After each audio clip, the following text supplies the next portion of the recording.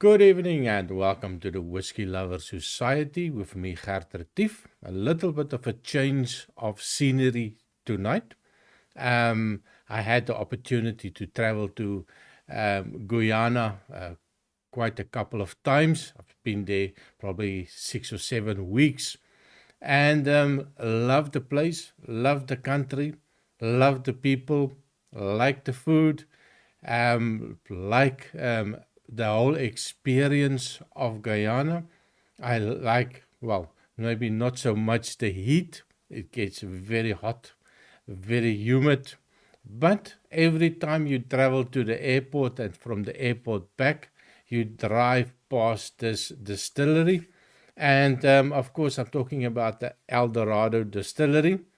And absolutely the smells, the sweet smells that come from the distillery, it always entices me to try a little bit of rum when I am in Guyana. So I was lucky enough to try a good couple of them while visiting. And of course, the locals, they love the Dorado rum. They love the history with regards to the rum. And of course, they are very proud of their product. So I know my first visit into Guyana in the little Georgetown, the capital. One of my new friends suggested that I need to try Dorado rum and went out to buy it. He said, no, but you need some coconut water. Yeah, we drink it with coconut water. Well, he drinks it with coconut water. Now, I'm a little bit confused with coconut water and confusing it a little bit with coconut milk. So I was intrigued. The idea of drinking something with coconut milk would have been quite a pleasant one. A little bit of a pina colada type of situation. And so he said, wait, I'm going to get you some coconut water. So off he went to a little stall at the side of the road. A guy grabs some coconuts, chop off the heads, and fill a 2-liter bottle with coconut water. Now, the only thing that I do know from coconut water, if you drink too much, is you're definitely going to spend the evening on the toilet. But anyway, a little bit disgusting. But so he brought me this unfiltered water. If you hold it up against the light, you see all these little things in the water. Doesn't look very appetizing, but I love the taste of coconut water. Very mild, not sweet, and it is actually perfect healthy drink.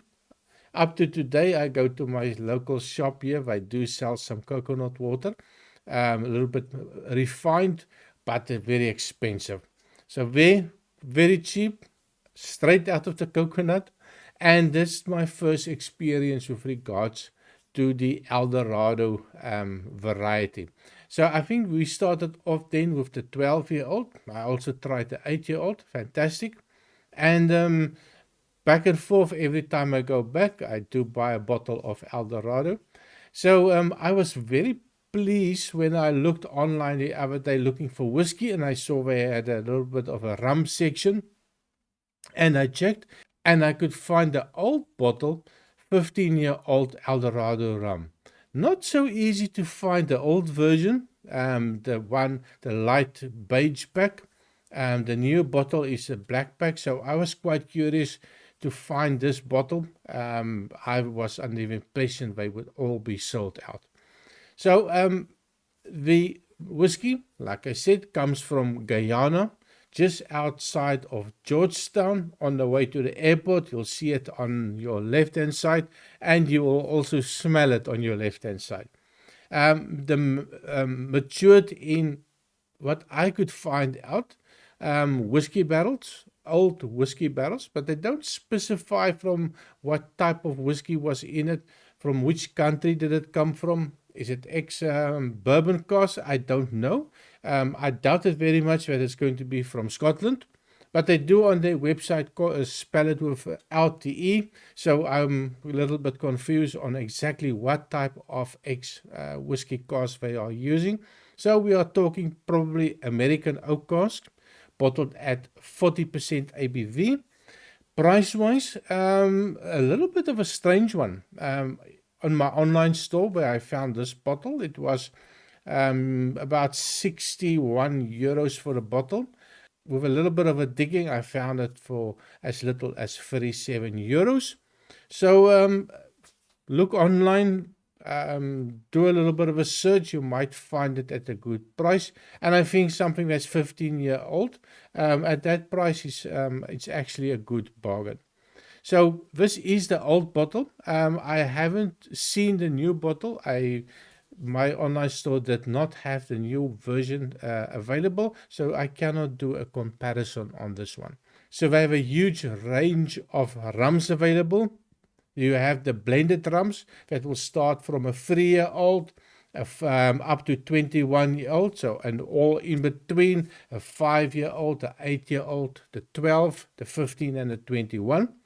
They also have special releases. I'll put some pictures up from the special releases. In the background, you see the blended versions that they have. And they also have a single still range, and I will also put the picture up on that with a little bit of a vintage on it. So quite a huge range of different products that they are producing. And of course, the rum comes from the fermentation with molasses, so sugar, a little bit caramelized sugars. So I expect to find this rich, dark notes coming out. And that's more or less me on the distillery. If you have an opportunity to go visit Guyana, you'll definitely have to drive past them on the way to the city. So color-wise, they don't say anything if they add any color to it. I know there is some talk that they do add some caramel, and I suspect they can also add a little bit to the darkness of the color. It is a hot, humid country, so I expect the maturation to be quite fast. And of course, also if they use it in the oak, it will pull quite a lot of oak out of it. Color-wise, like I said, quite a dark amber color to it. On the nose, cheers. Whee, that is nice. Now, for the people that is my subscribers, you know that I have a little bit of a sweet tooth, so I also like the sherry cask whiskies.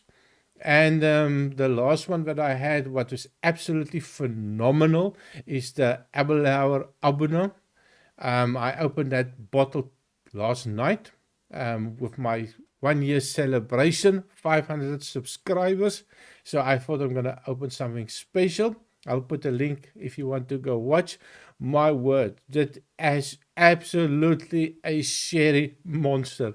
It is the sweetest and most fantastic whiskey that I have tasted in the last 2 years. So phenomenal. So I like the sweet things. This one, not going to disappoint if you like sweet spirits. So alcohol-wise, it is 40% ABV. So I don't get the alcohol. And this one likes a little bit of time in the glass. So when I first poured it, there was not a lot of aromas coming out. And with a little bit of time, maybe 5-10 minutes, this just opens up in this lovely sweet smell coming out. So the first thing that I get is that sweetness. I get that caramel, vanilla, creamy note coming out. A little brown sugar. I get a little bit of a butterscotch note. And every time I go back, it gets a little bit more sweeter on the nose. And it reminds me a little bit of a heavily creamed or white coffee with some vanilla in. But the coffee is like just an afterthought, which is just maybe half an espresso on a huge glass with a little bit of vanilla going into it, a little bit of a creamy note coming out, make it a little frothy. This is absolutely fantastic. So nose-wise, I can feel my sugar levels going up already with all the sweetness of it. Really nice. A little bit of a cinnamon also appearing. Fantastic on the nose. So on the taste, cheers.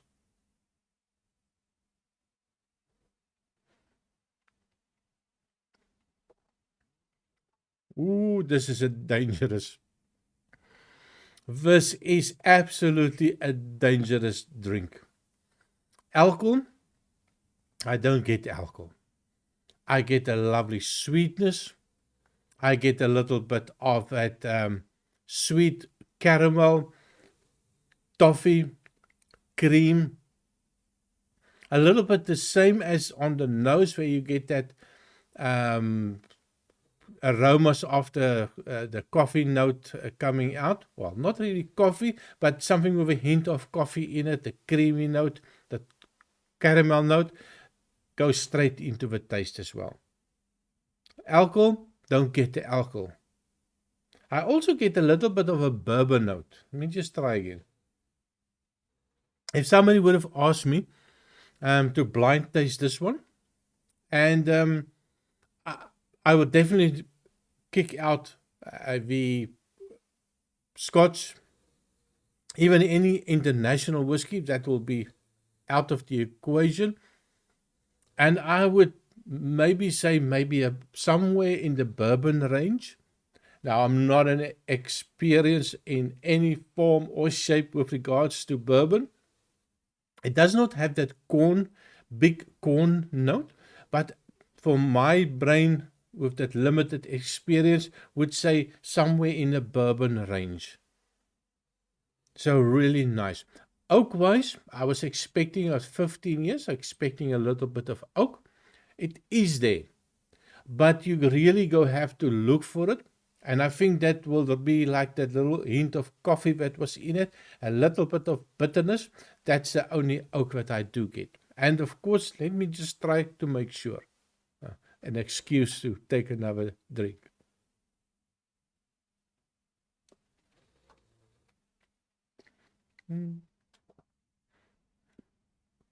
Yeah, no oak. That little hint of oak is definitely not going to interfere with anything in this one. Dangerous, sweet. I'm not sure if I add any sugar to this one. I didn't want to go deep too much.